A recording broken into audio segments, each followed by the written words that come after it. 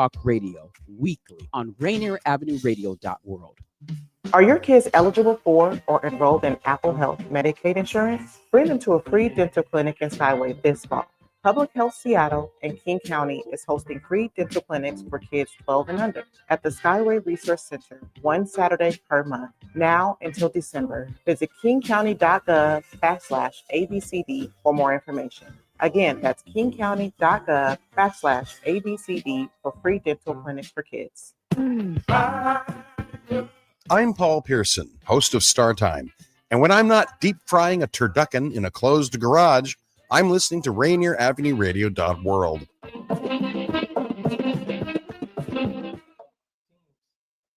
If a tree falls in the forest and we ignore the World Series, will you still be able to hear the games being played? I don't know. But while you contemplate that, this is LidLine Sports.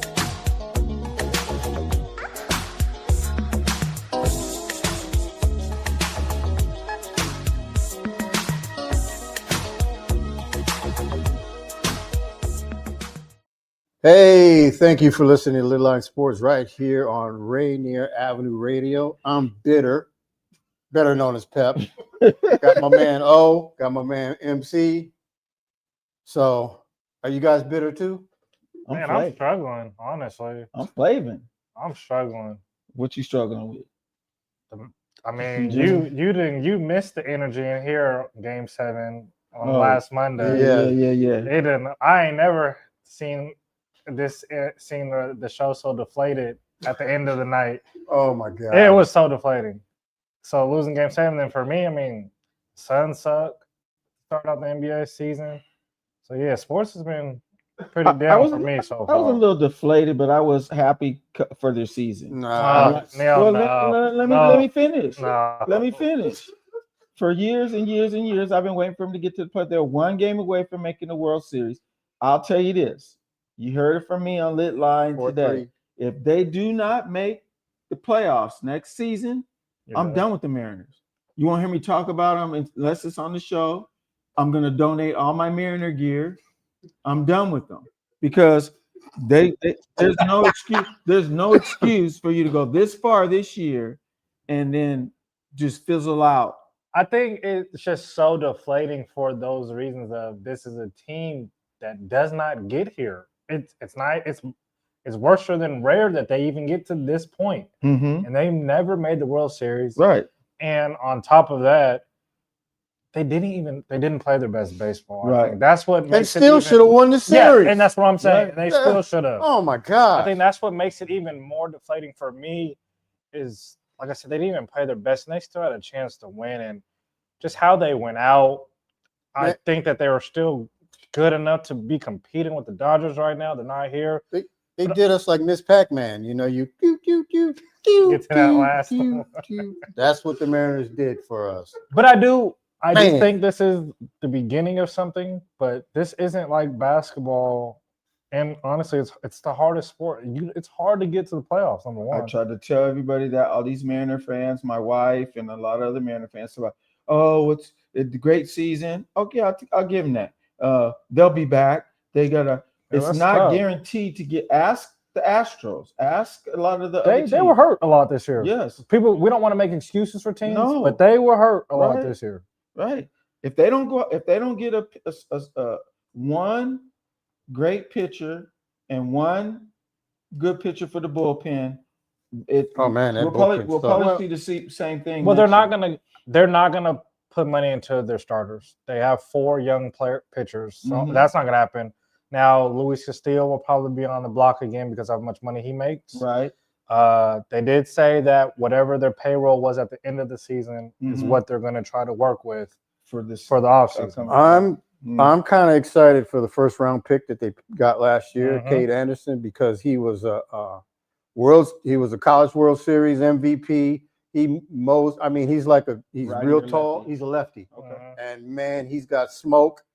And we need a lefty. Like Skeens, when he was drafted by the Pirates, he was right in the lineup the next year. So it could happen. Yes. He could be the guy that could replace like a Castillo. He's gonna go to spring training. He's gonna be in that 40-man You roster. better pull him up then. Yeah. So they probably won't put him in, in April or whatever. He'll probably start off probably AA and then move him up to AAA. But I'm gonna say that by midsummer he's gonna be here. He's that good. Do you think 4-4? You think Naylor will be back? Yes. Yeah. Okay. That's a must, bro. This city will tear the stadium down if he ain't signed. Trust me. Do you think Polanco will be back? He should be 50-50. I agree, but he should be. I would lean more towards he needs to be back. I think those are the two players they need to get back. Castillo, and there's a couple other players that they can afford to let go. But you got to bring Naylor back. You got to Polanco. You got to try to do whatever you can to keep him back and keep the core. With Julio, the two players we just named, Julio and Cal, and then you add in insert what's Crawford. I think Triple Crawford. He's still got I think a year or two left. So he'll be back. So he could do. He does damage. What about Gino? That's who I don't think will be back, but I don't. They can't afford him. Yeah, I don't think it's that they can afford him. Mm-hmm. Maybe what he can get on the open market. Right. The Mariners aren't going to pay him that. Right. But they have Ben Williamson, right, who can play at third base. They have who was the second baseman who played a lot this season? Cole Young. Cole Young can play third base. So I think they'll hold that position for the young talent. And they got high hopes for Cole Emerson. Too. Yep. But also, I'm hearing out there that the Japanese third baseman is on the move to America. The Yankees are the only East Coast team that he's considering, and he's considering the Mariners, of course, the Dodgers, and all the West Coast teams. We know that. I'm afraid about that is the Mariners are going to get outbid. I think there's a number they're just not going to go over. I saw his numbers over in Japanese league. He's one of the best power hitters of all time out of that league. If we can get him, great. He can be a DH. I'd put him in third and DH, and then I'd have Williamson, him platoon on the field. See, I have a problem with that when we hear that the ownership is not going to spend money and they're going to. Yeah, I hear you. That. I have a problem with that because look how long it's taken you get here, and look at what the morale booster it did for you to get the team to get there. Yep. So you would think in their minds, we want to do everything in our powers, even if we got to break the bank a little bit to get back to this and next year do what we got to do to get to the World Series. And then players are going to want to start coming here. But if they keep doing the same crap every season where we're just going to minimize it, that's what happened to the Seahawks for years. Remember? They would minimize it. They'd have good teams. They have good players, but then the next year they wouldn't work on the online. They wouldn't do nothing we're going to. Well, Pete and his experimental science fiction trying to make Holmgren had that same thing, trying to make defensive linemen into offensive guards. Holmgren started that, and then Pete bit into it because Holmgren started it when he got rid of Hutchinson. I'm getting off of the baseball, but it started before that. But that's what I'm saying. Year after year, if you keep doing this, if you keep playing the same old song and it wasn't a hit last year, it's not going to be a hit this year. If you can't sing now, you're not going to be able to sing later. That's right. And so don't get mad when you get on American Idol and they vote you off, and then you turn around and say, and they say, oh, they don't. All my friends told me I could sing. They lied to you. They're not your friends. Yeah, they lied to you. He lied to me. You made a point though. There's one thing I know. DePoto said they got a budget. If they don't bring back a team that has made some improvements, right, and is a team that's going to be able to compete next year, these fans are going to they're going to riot. The fans deserve it after what they just went through this whole year, what they've been going through for the last 20 years. They deserve to see consistent, high-level competition, not just for a year, then don't make the playoffs next year, then try to do it all over again. And you know what I don't, and I agree with you, but you know what I don't want to see also? DePoto's great at building up, getting great young players and having an awesome farm. Don't take those players and use them as trade bait. Keep the majority of them, pull some of them up, and get some stars going. Well, the reason young hungry stars. Yeah, the reason why I won't put too much into the off season, I do believe that we will come back with pretty much identical team. Maybe not Luis Castillo. And you got a power hitter in Montez still down there. Now like I said, Colt Emerson. Yep. Now what will happen? Just like these last 2 years, they'll be aggressive at the trade deadline. Right. They'll see where we're at by July, and then they'll take on more payroll at the trade deadline. It's going to be the same story from there. They're going to trust what they have going in. They'll try to bring back Polanco and Naylor and go from there. I think that's what's going to happen. I'm okay with that, even though I would like to see more improvement, which means spend more money, but they're not going to do that. So we're hoping the pitching can come in healthy. I trust Bryce Miller now. Is Kirby a free agent? Nope, none of those guys are. All those guys are under control for at least 2 more years. Right. So I trust the pitching.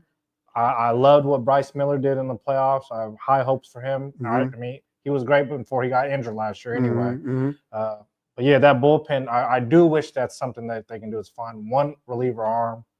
But yeah, this team has to come back with a vengeance next year. Exactly. And I think if Wu gets rested and gets treatment off season and he comes back, fully healed and ready to go, he could be a great asset to the pitching rotation. Yeah. But they got to keep him healthy, meaning you can't burn him out. So you got to have somebody that you can, plug in. And it just got to change a lot. I'm going to say you can't keep playing the same tune and think it's going to be a hit. Is Wu the ace as of today, starting opening day pitcher? He's up there. Okay. Yeah, he's my ace. Yeah, he's up there. I'd have him as the opening day. He's my ace, that's for sure. If he's healthy, if they get him healthy, he's up there, man. Because you could see it when they put him in and when he came back over, you could see it in his eyes and the hunger and how he was not pitching how he wanted to. And when you see that, okay, he got the fire in him still, and so we'll see, man. Yeah, totally. Enough Mariners talk. It's too. The wound is still open. I know. Man. I'm still bitter. I'm okay. It's a long off season. It's funny. I'm a little bit different than you guys, like I said, because I've waited so long for him to get that far. I don't know how that doesn't hurt you. It doesn't hurt me, for the reason because I wasn't expecting them to do this. I ate crow because I didn't think they were going to make the playoffs. And when they made the playoffs and they went as deep as they did, I'll take it. I just won't take the fact where I'm hearing people say, oh, don't worry, they got a good squad, they'll be back. No, that doesn't work like that. Yeah, all sports don't work like that, but especially baseball. Yeah, the law of average is saying that in baseball you're going to fail. Soccer, more baseball, often than football. I think early on they already have the Astros to be the favorite to win the games. So, baseball is a game of failure. I mean, that's that's just a fact. It is. So Well, anyway, we got a lot of fraud, scams, flim-flams in the NFL. In the NFL, man, that's why I have to expand it. It ain't just fraud. You got doggone shams and scams and flim-flams and whatever you want, fakes, whatever you want to call it, man. It's just gambling and all the rest. Well, we'll get to that. But I'm just throwing that in. That's a lot of that going on too. 21-7 Chiefs right now. But teams that are not frauds, how about those Indianapolis Colts? Yeah, man. They're balling. Best record in the NFL at 7-1. Yeah. Best running back in the NFL, Jonathan Taylor. He's killing. Wasn't he in a stall last year and getting paid? Oh my God. Yeah, they tried to hold out on him. Oh my goodness. He waited to the last minute. Well, Saquon was ridiculous last year. They're both of them were. But Jonathan Taylor, man, woof. He's killing it. Yeah, he's got 14, 15 touchdowns, and he's just unstoppable.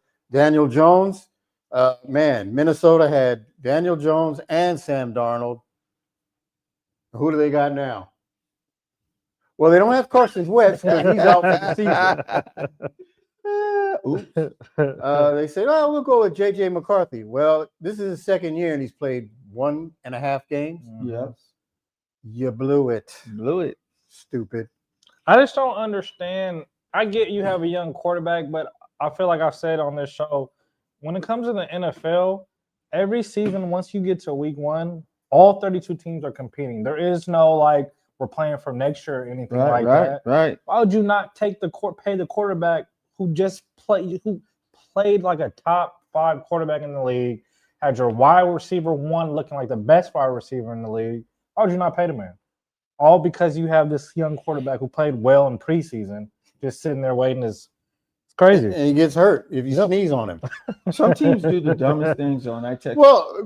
How many summers have I said on here that these general managers and coaches are the dumbest group I've ever seen in all the sports. Mm-hmm. They make the stupidest decisions. I'm like, it's uncanny how dumb some of these decisions are. One of my wishes in life would be to sit down and like front offices while they're making these decisions and hear what's going on. Right.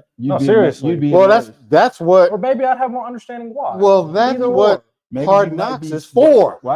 So you can be inside and look at that. And Hard Knocks is following losing teams. So now you're looking at their poor decisions and what they're doing. I think you would be let down more than anything if you were sat there, because I'm gonna give you why. They're making millions of dollars to make these dumb decisions, and here we would be sitting in there and be like, I can't believe they're falling for this crap. I mean, it's okay.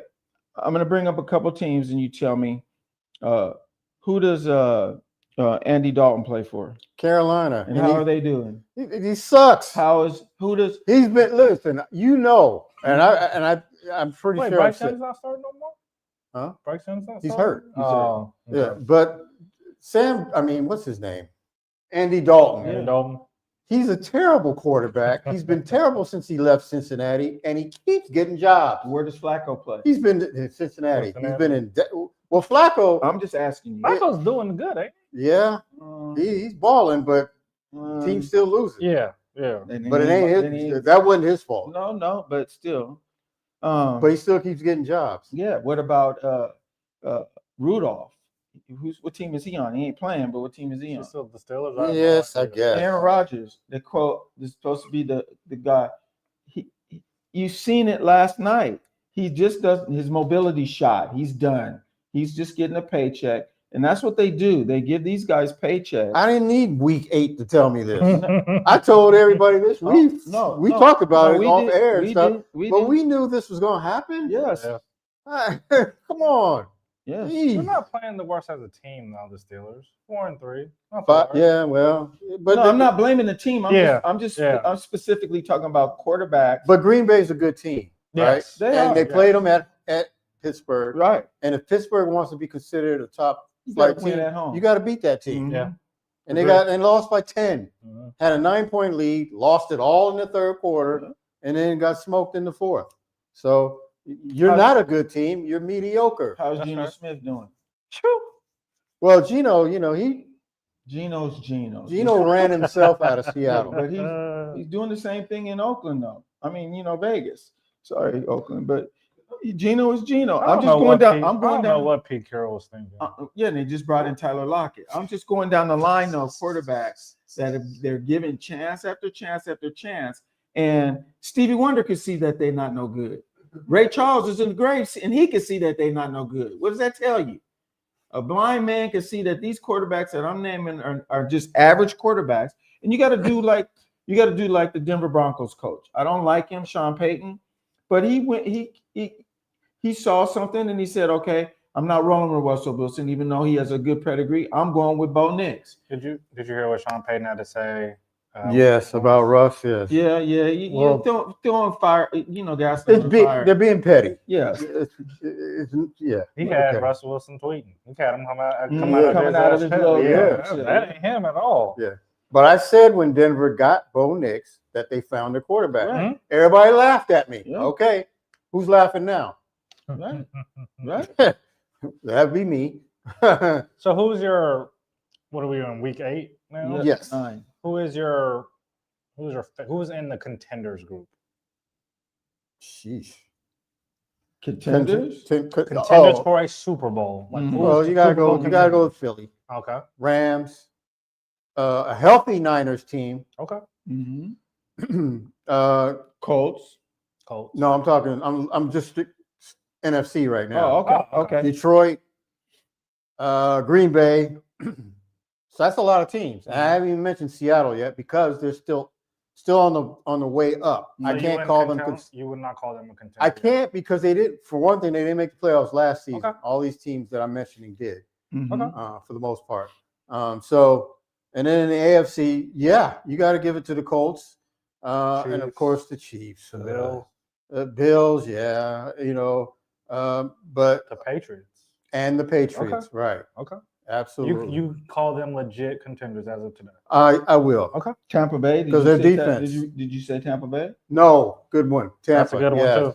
I did. I missed Tampa. You're right. Mhm. I'm not buying the Chargers. Okay. Mm-mm. Not buying them at all. Not buying the Atlanta. Ravens. Not Not buying the Steelers. Not buying the Cowboys. Not buying No. not buying Atlanta. I'm just going through the teams that we're not No. buying it. The Jaguars. No, No. not Okay. buying them. No. Okay. Nope. Yeah, that sounds about good right now. I like that. I think those are all good teams, and those are all, in my opinion, too, contenders as well. And it's funny how you name so many teams. Oh, the Denver Broncos. Yes. Okay. Definitely. Okay. They might be better They than might be a everybody. sleeper. They might be. They got the best defense. Mm-hmm. If you had to guess a Super Bowl matchup today, who would it be? Today. Yes. You gotta give it. You gotta say Philly because until they lose, they're the defending champions. They're the way they're playing. They got their core. Even though Barkley did he go out on an injury, a growing muscle? Oh, I don't know. Yeah, he went out on a growing muscle. But I still put them. For me, I put them in it. You always got to say the defending champion always gets a shot until he gets knocked out. So I'll say Philly. For me, I say Philly, and this is where it gets hard. Might be Philly and Denver. I got Detroit, and I know I'm going to eat my words, and this will probably change down the road, or maybe not because they're going to play well the rest of the season, but I'm going to say the Bills. But I feel like I've said this last 2 years, and I've been disappointed. You know why I won't say I also say that, but I won't say the Bills. You know why? Because I think New England can get them, and I think the Colts can get them too. So, but I'm going with a dark horse with Denver because I do like the Colts. They got the quarterback is playing all-star, the running back is leading the league, and they got weapons, so they're in there. But I'm going to say for me, dark horse, the Broncos and who did I say? Philly. I'm leaning towards the Rams or Green Bay in the NFC. Okay. Mm-hmm. And then in the AFC, them Colts. If the Colts get home field, it's a wrap. Look out. It's a wrap. Look out. Ain't nobody saying the Seahawks, huh? They played really because good like football. Pep said, they're climbing. They're on ladder. the upward descent, and their defense is getting there. Man, they gotta prove a point like the Huskies did. Huskies been playing good. They went toe to toe for a minute with Ohio State, but in order to keep now they're in the top 25. Yep. In order to keep climbing, they got to keep winning. Well, here's what they got to do. Next week, Sunday night, in front of everybody in the nation, they got to go out and blow out the Commanders. You got to smoke them. They just got to. Oh, yes, they have to. Yep. Prime time. Yep. You got to smoke them because the Commanders are struggling right now. No battle game, no struggling. Just go out. No 13-10, right, none of that. Right. You got to go there and beat them 32-17 or whatever it is. Okay. You got to go there and smoke them. Then I might say, you know what? We got something here. Mm-hmm. But I'm still leery about the Rams. The Rams, man, I'm telling you, that defense of theirs is tight. And they look out. And then, of course, like I said, Green Bay, they look tight too. I want to say Detroit, I really do, but something tells me that Detroit, when they get to the playoffs, is going to do the same thing they did last year. That's what I'm afraid of with the Bills. That's what I'm afraid of with the Bills. That's what I'm afraid of. I know. And the Bills, I don't believe in them. No. I don't believe in them. I don't believe in the Ravens. Anybody that's got to play the Chiefs with those two, I don't believe in them. Do I think the Colts can beat the Chiefs? Yeah, in Indy. In Kansas City, I probably doubt it. But I think Denver can do it in Kansas City or at home. Denver's really tough. They play Kansas City all the time. So let me just tell you this. How in the heck can Atlanta have the number 3 defense in the league, right? Hear me out. And get whipped up by the Dolphins. At home The in Atlanta, not in Miami. Such Please a explain wacky how league. Atlanta the week before smoked the Bills. Right. It makes no sense. Right. Or how the Jets were losing to the Bengals the whole game. Yeah. Well, the Bengals hadn't won a game. Well, the Jets did to the Bengals what the Bengals did to the Steelers. Yep. It's like, no. It just took all their lunch money and Halloween candy all in one shot. Man. Yeah, that's crazy. Like Mookie, huh? Yeah. I hope the Seahawks, since my last time mentioning them, I do hope the Seahawks make up for the Mariners. I'm not saying they got to make the World Series. Just make this a competitive, memorable season. I won't say memorable, just competitive. And I do hope they make the playoffs. That'll make me feel a little better about the Mariners. Well, I'm liking what I'm seeing from them. Mm-hmm. You know, of course, last week was kind of weird because they had 4 turnovers, but they were already up big. Yeah. So, some of those turnovers really, it didn't hurt them as much as you would think, but they were pretty fortunate, I guess. I hate to say this, but I have a feeling what might hurt the Seahawks this game is they got 3 defensive starters coming back that really haven't showed me a lot. That as far as these guys that are playing now, they still got to acclimate themselves back into the fold. Right? Yeah, we just had a bye week, but I don't want to hear that excuse though. No, because we got this whole week of practice. Then you need to play the guys who've been balling out and give them other guys another week to get back into the swing of things. Because if they come in and they start stinking it up, it's a wrap. Yeah, but it will be nice to have Julian Love and Devin Witherspoon back. Mm-hmm. I love the way the front line has been playing. They've been stuffing the run. Right.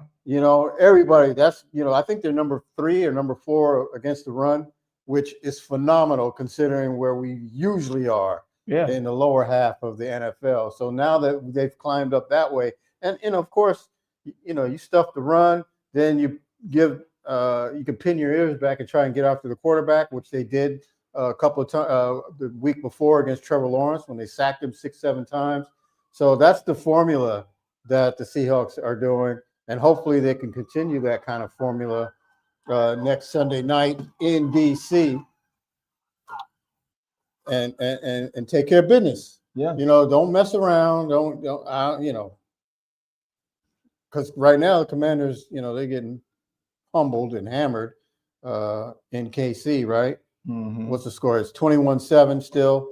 So, there's no, like you said, there's no excuse. No excuse. No. Yeah. No. All right. So when we come back for the second half of the show, we got some big news in the NBA. A lot of, of course, you've heard all the news about the gambling and the arrests and all that. And O's going to get into all that when we come back. So don't go away. LidLine Sports, Rainier Avenue Radio.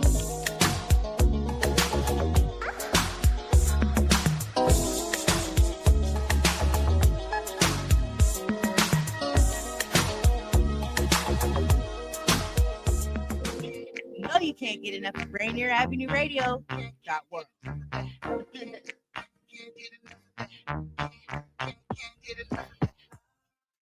Totally bored? Mindlessly scrolling? Put down your phone and pick up a free youth transit pass. Youth 18 and younger ride for free. Go all the places. Do all the things. Escape the scroll at freeyouthtransitpass.com. Hello, listener. What's important to you about what's going on in your community? Are you interested? Are you concerned? In any case, I invite you to tune into my show, Seattle Here and Now, on Rainier Avenue Radio.world. Why? I will be covering a wide range of topics important to you and impacting the community. Each show will have a special guest or guests to share with you information on a variety of subjects that are happening here and now in Seattle. I promise I will work hard to make my show informative, interesting, and entertaining. Be sure to listen to Seattle Here and Now on Rainier Avenue Radio.world. This is an important message about coronavirus. With coronavirus still spreading, those who are most likely to get seriously ill must take extra precautions. You are at a higher risk for getting seriously ill if you are over 65 or if you have any serious underlying medical conditions, like heart disease, chronic lung disease, like asthma, diabetes, or if you're undergoing cancer treatment. If you're at a higher risk for getting seriously ill, it's essential you take extra care to protect yourself. Stay home, avoid close contact with others, wash your hands frequently with soap and water for 20 seconds, Disinfect frequently touched objects like doorknobs and light switches. The choices you make are critical, and their impact is significant. Mga kaibigan, ito po si Kuya Bert Kawili. And this is Miles Salvador from Australia. And I'm Norb Kawili, also known as Norbcam. Kung gusto niyo po ang latest news and events from the Philippines at yung local Filipino community, Phil Radio po. We play Filipino music and interview guests from all around the world. And I'll keep you updated on the latest Seahawks and sports news. Kaya always tune in Phil Radio every Tuesday 1 to 2:30 p.m. Pacific Time on Rainier Avenue Radio.world. And in YouTube and Facebook. Salamat po. Love food? Here's some storage tips to keep it fresh longer. Store cut fruits and vegetables in the fridge. Place in reusable containers. Keep bread in the freezer for longer storage. 40% of food in the U.S. goes uneaten. Save money, save food, save the planet. Visit Seattle Public Utilities for more tips. Ladies and gentlemen, this is Rainier Avenue Radio.world, the station that cares about our community. Yeah.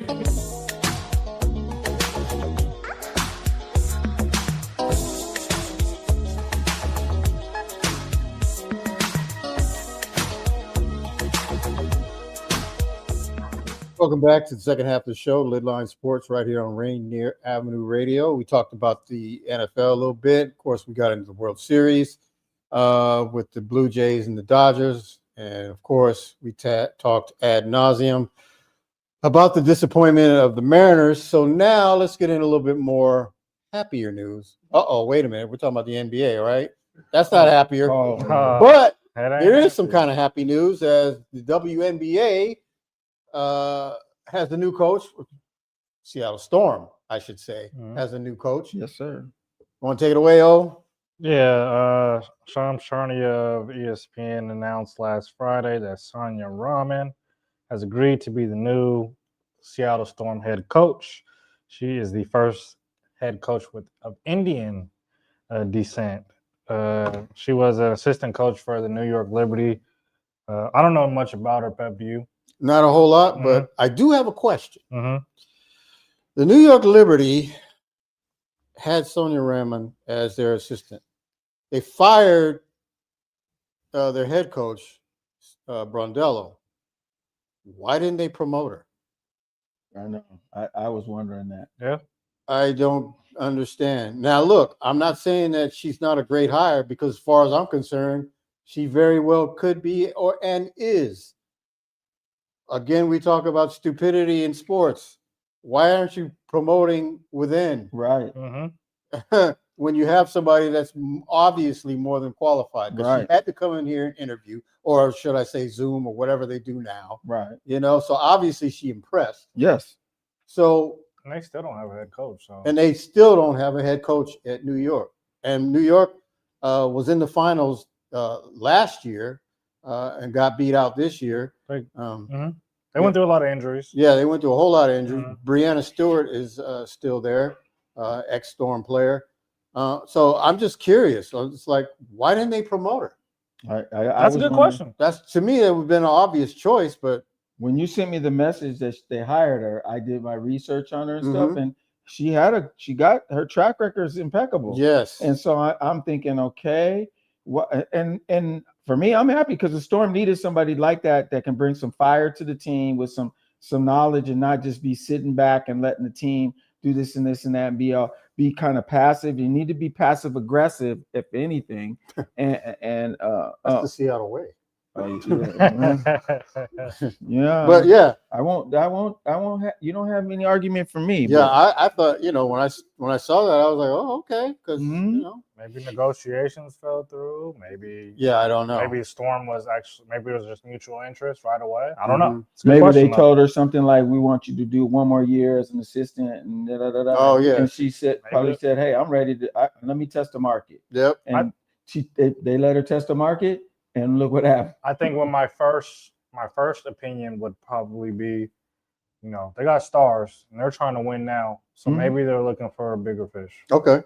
Makes sense. You think they'll get one though? I don't know. I don't know who's out there. Yeah, I don't know who's available. Exactly. But you would think you'd go with the coach who's familiar with his roster. Right. Who was she on the coaching staff when they won?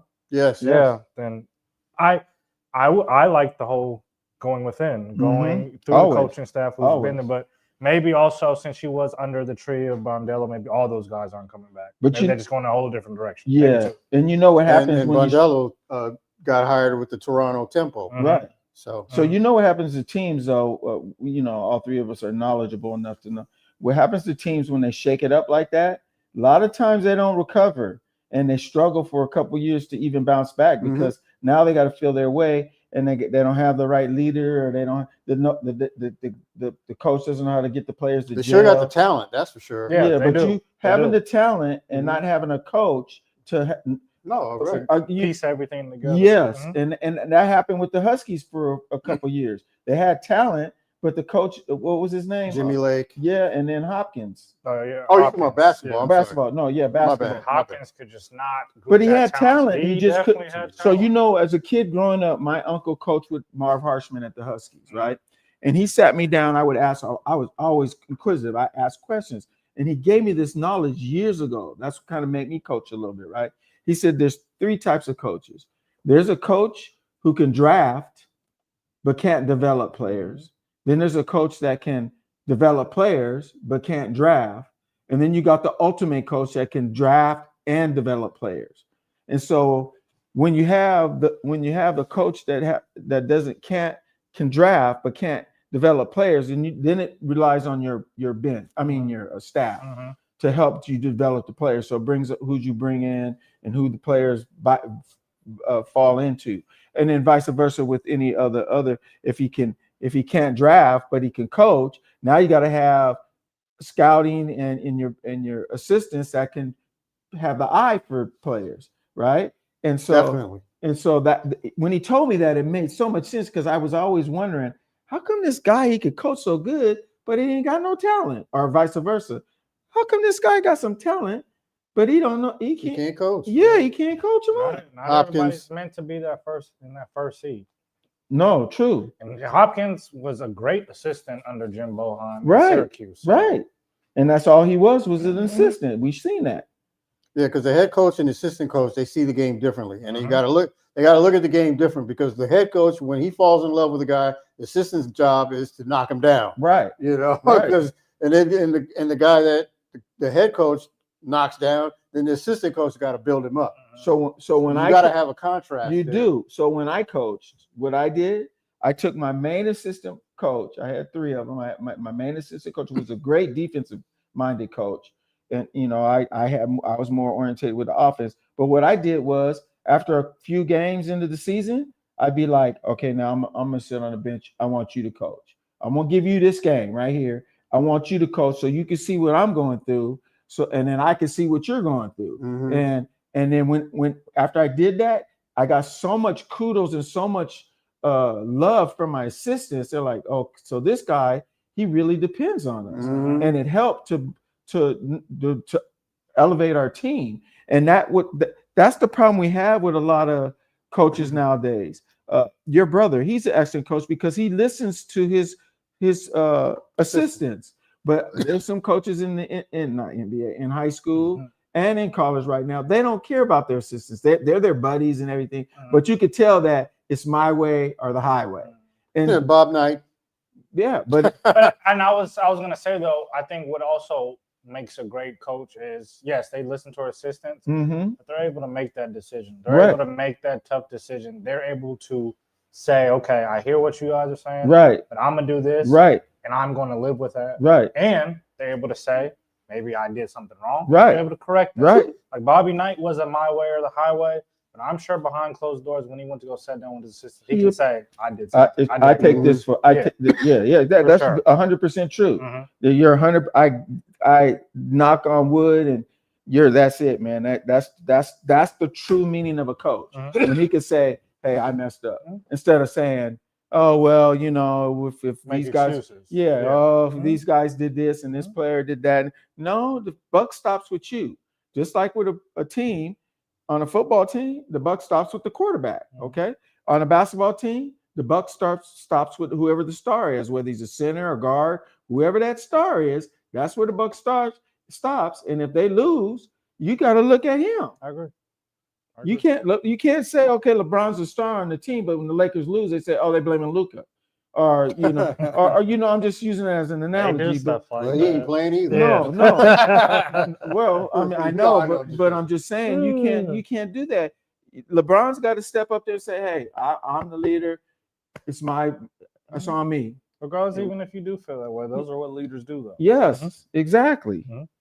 All right. Well, speaking of LeBron, okay, here we go. Let's get into the NBA. The NBA had its first week of play this past week. Right now, some, kind of flip-floppy, wishy-washy kind of ways. Orlando, me and you both were high on. Right now, they're starting off 1-3. Go figure. Yeah, I can't believe that. The Sixers, who were terrible last year, 24-58, right now are 4-0. And that's with Joel Embiid only playing 20 minutes, not playing back-to-backs. Paul George hasn't played yet, so how's Chicago? How's Chicago 3-0 though? I don't know. Josh Giddey. I'm just saying. And I think a lot of these. What's going on? I think a lot of these young teams, they start out the season with that energy and all that especially the younger teams that are trying to take that next step. Like Charlotte is a team that I've been watching these last few. Melo's been balling. They're so fun to watch, and they look more like a team. Right. Melo looks like he's matured, and they've always had a chemistry. They just never knew how to win. Right. Now they're really learning on the fly, and I've always had almost I can't think of their head coach's name, but I like their head coach. They're 2-1. They're not there. And they've had it. I think they had one decent win. I can't remember who it was over, but it was against a decent team. But those type of teams, Kenny Atkinson. No, that's not their head coach. It's a young black man. I can't think of his name. Oh, that's Cavaliers coach. Yeah, that's Kenny Cavaliers. Atkinson's in Cleveland. Yeah, we're Charlotte, right? But I think some of these older teams. I mean, we talk about Orlando. I think maybe it's just trying to figure out, how shots comes now with Desmond Bane. Maybe it's something why they're getting off to this slow start. But I have the utmost hope for Orlando. It's really early. Hey, Ben Carroll's still working. Yes, so he is. Charles Lee. Yeah, 32. Charles Lee. Yes, very good young coach. Yeah. But man, Victor Wembanyama, we knew that he was going to ascend. We knew what we saw last year, that he had leaps and bounds left of being able to develop in a better player than what he already was. He is something that we have never seen before. San Antonio 4-0, Mitch Johnson. That is a good young squad who hasn't even gotten De'Aaron Fox back yet. That's crazy, Mitch Johnson. Yeah, they're biting into his system, and they're hey. And remember, everybody, Mitch is not an interim. This is not until Pop gets back. Pop is done coaching. Yeah, he's done. This is Mitch's job. It's his reign for the future. Yeah. Pop's up in the front office doing what he can. I know he has health problems. But this is Mitch's stuff now. And he has gotten placed in a great situation, first with the Spurs organization, number one being second to none. But getting a player like Victor Wembanyama to develop and see him become just, in my opinion, and I always said that I couldn't see anybody taking the top spot from Jokic for the next 4 or 5 years. Victor Wembanyama will be the best player in the NBA the next year or two. He's got ballers around him, surrounding him. Oh yeah. You got I like that team. You got Dylan Harper. You got Devin Vassell. You got some Stephen Castle. Fox. Yeah. You got some ballers around him. Barnes. Yeah. Harrison Barnes, good veteran. And this is why, though, the teams like the Spurs, this is why you don't put too much into trading for a guy like Kevin Durant. It's no disrespect. You don't give up all these young players for an older 36-year-old player. Right. I agree. Speaking of the Rockets, they didn't get on to a slow start. I think they beat the Nets tonight, but they started off 0-2. They're without Fred VanVleet, so they're trying to figure out things. For the season, he's out for the season. That sucks. But I'm glad the Spurs didn't. Now, I mean, I wish personally that they did, because me as a Suns fan, I would like the pieces that we would have gotten back from them. But I'm glad the Spurs kept that young nucleus. But it sucks that the NBA got off to such a solid first 2 days with the ring ceremony for OKC to that double overtime game. and watching Shea drop 50 to Wemby. 55, yeah. To now you're seeing Luka. We've had several 50-point games. Yeah. But Brooklyn. it's all kind of been put under the water. New York teams are back to being dismal. Brooklyn. Brooklyn. Knicks are fine. Knicks are all right, but they still they just lost to Miami the other day. But yeah. We speak about all these headlines and everything. Rozier didn't bet on that game, did he? Yeah. I was about to say. Played in it. I was just about to say.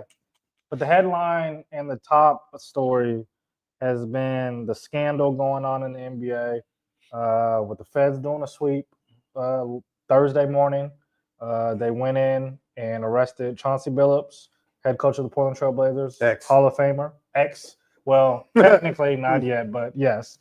And then Terry Rozier, who has been under investigation by the NBA since last year. Well, have you seen his play? He should have been under investigation because I saw some of the stuff he was doing. Right. I was like, oh, wow, no wonder. But you know what's crazy? Do you know who started this, though? Jonte Porter. No. Oh, I mean, yeah, I've heard of things before in the past. He's the who got caught and didn't do no jail time, didn't do nothing because he spilled the beans. Who? He's got his own podcast right now. Come on, man. Come on. Gil? Huh? Gilbert Arenas? Yes, sir. Well, see, he wasn't part of the betting though. He was a part of he was involved with it, and he spilled the beans. He said he didn't say nothing. That's a lie. I don't know. So you know what, MC? This has been investigation has been going on for years. But he's the one that helped get it going. I also have been reading too that Jonte Porter has also been a start of this as well. Remember, he got his hands in there. But Gilbert Arenas is before Jonte, and yes, he came. No. Jonte was was a year and a half ago. Yeah, right. But Gilbert Arenas he got caught up, and when you get caught up, you know what happens when you get caught up, right? If you put enough pressure on somebody and they're caught up, right? What do? They sing like a canary. Do you think though he would have came out and made jokes about it though if he really did do some talking? Yeah, because he got away with it. Okay, we'll see what comes out. I don't know. I think so much is going to come out that's going to blow our minds. Yeah, I guarantee you. It's hard to now. So this is two things going on. So Chauncey Billups was arrested for illegal gambling. So he was setting up poker games with the mob, and attracting high names to come play. A lot of them were NBA players or ex-NBA players, and basically there was a cheating scandal going on there. Right. But also too, he's also being arrested for giving up valuable knowledge to friends on NBA games to win money. To win money, and one that there was a game last year where he told friends they were going to arrest players in the second half of the game. LeBron's not going to play. So-and-so's not going to play. Yes. And then, Damon Jones, ex-NBA player, also ex-assistant coach for the Lakers, is also a part of this. He got arrested for giving out knowledge about LeBron James's health in games before it was even prior knowledge. Right. Now, LeBron James has been nothing against him. He has no investigation towards him. It's going to be really interesting. There's a lot going on now. We already know about Terry Rozier. Yep. Terry Rozier, in my opinion, probably has the most hard evidence against him. Right. Yeah, his play on the court. Have you seen some of the stuff he did? Right. Oh, my God. It was like he's passing to nobody. Yeah. So Terry, under no pressure. Right. So Terry Rozier, wow. He was telling friends to take his unders of NBA games, and then he would go out. Yeah, he faked hurt. Right. Yeah, because he's not even on the injury report. Terry Rozier was not even on an injury report, and then he's telling folks, "Well, in the second half, I'm not coming. I'm out. I'm out." And that's where the investigation has started with Terry Rozier because the Vegas had stopped money coming in on that because tens of thousands of money was coming in on the under. It's like what? And it flagged what's going on here? Right. So obvious. Terry Rozier is a dummy. There's no other way to put it. If this is true, as much money as he made, bro, he is going to make so Chauncey Billups and Terry Rozier are on paid leave. Right. They'll get paid their whole salaries. Right. Terry Rozier is still going to make $20 million this year. Right. He is going to throw all of that away for tens of thousands of dollars. It's done. It's not going. It's done. And when you're indicted like that, your career is shot. And for you, if this went the way of, if this was all coincided with his friends and they all agreed upon doing this, or his friends came up with this idea to him, this is why I think it's so big, because we've seen these stories before of watching NBA guys have a circle around them and it tears their career apart. And like I said, we've all seen it.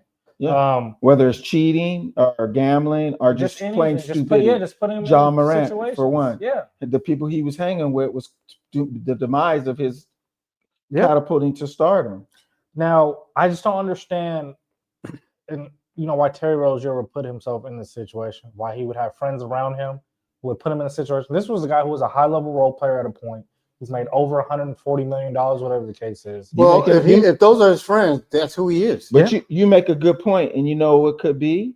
You know the old saying, if somebody has dirt on you, serious dirt on you, it can make you do dumb things, really stupid things. So we don't know what his hand was being forced. Did he take some of that money, all that money he made, and gambled it and owed somebody major money? Probably. And they said, no, we you owe us with interest, and to make up for this, you got to do this. And that's where the mob comes in. Right. That's where the mafia comes in, because they're a part of this scandal. Right. I know we're not hearing. Yeah, I thought we were back in 1957. Man, with the mob. I thought Al Capone was still alive. I had to go do my research, and we know about the Tim Donaghy story. Yes. I didn't know that this had to do with the mob too. I didn't know that he had friends who was betting under him for the mob.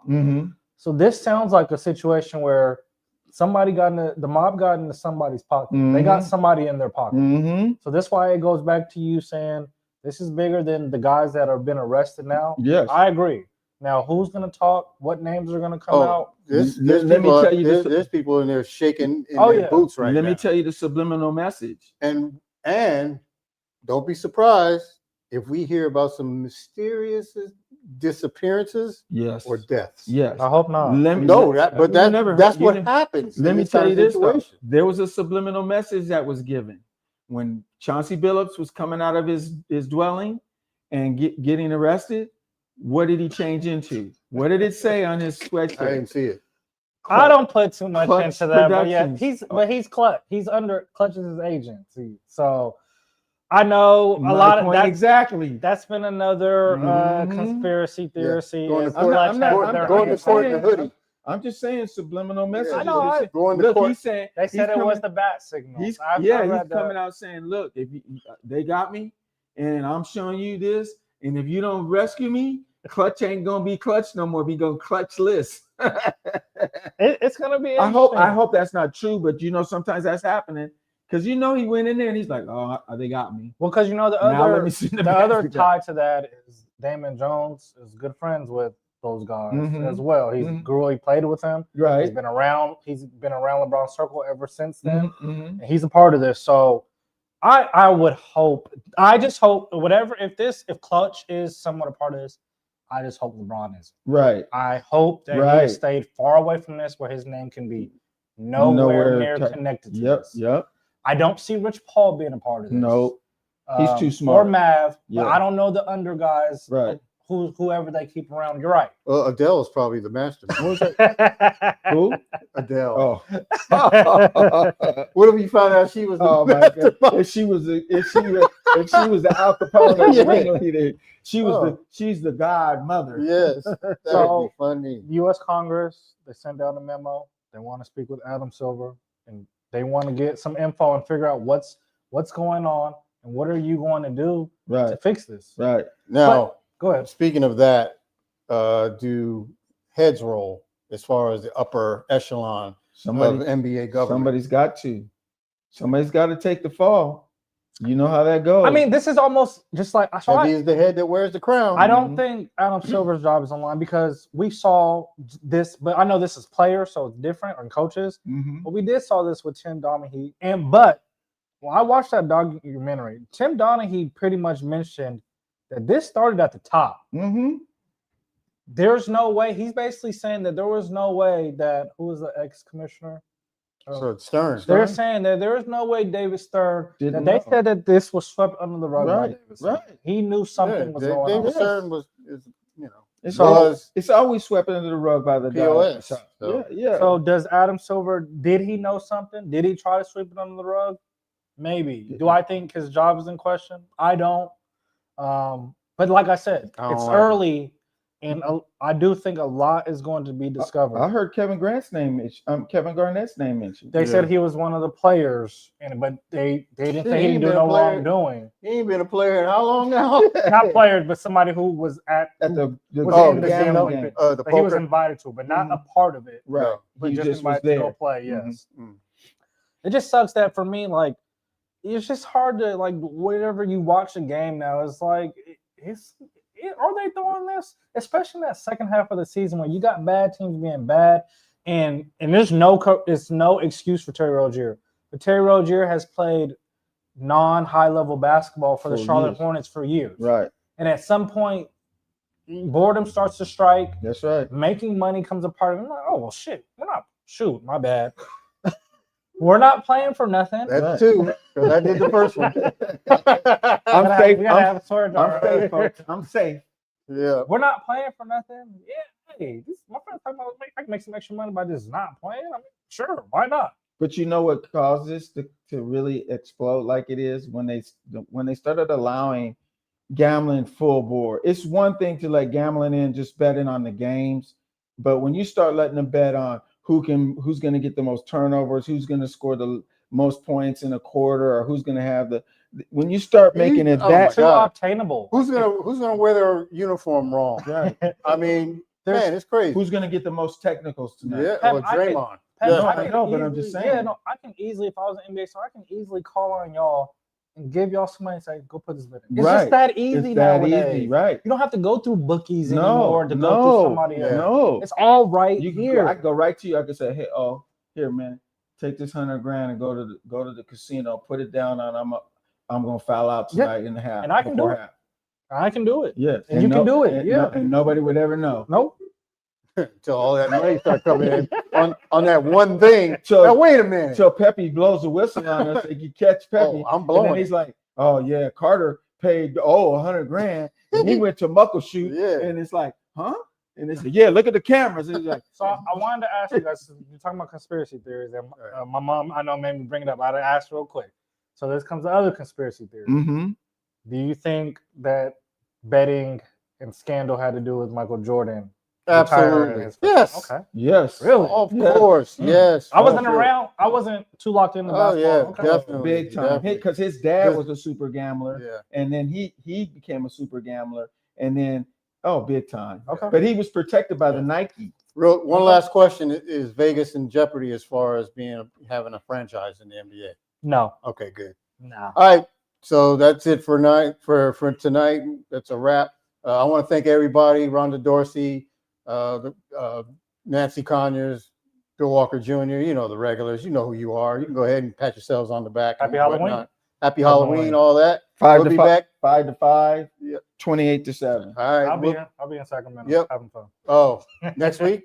This weekend. Oh, I'll be back. Okay. Yeah. All right. See you next week. Peace.